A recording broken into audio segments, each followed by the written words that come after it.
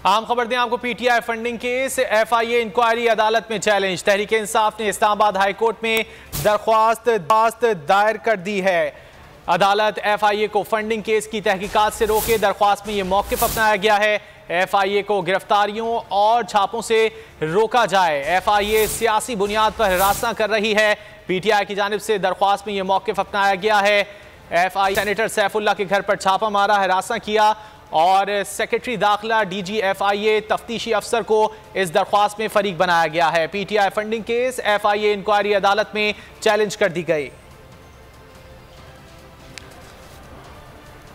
आम खबर दें आपको। PTI funding case FIA inquiry अदालत में चैलेंज। तहरीक इंसाफ ने इस्लामाबाद हाई कोर्ट में दरख्वास्त दायर कर दी है।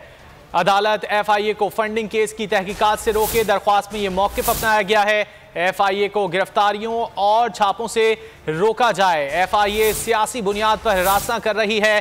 पीटीआई की जानिब से दरख्वास्त में यह मौक़िफ़ अपनाया गया है। एफआईए सेनेटर सैफुल्लाह के घर पर छापा मारा, हरासा किया और सेक्रेटरी दाखिला डीजी एफआईए तफ्तीशी अफसर को इस दरख्वास्त में फरीक बनाया गया है। PTI funding case FIA inquiry अदालत में चैलेंज कर दी गई।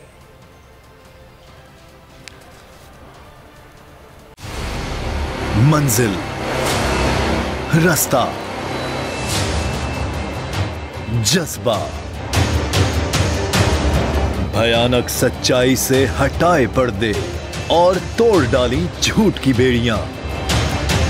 सलाखों से डरना कैसा जब चट्टानों ने पाला हो।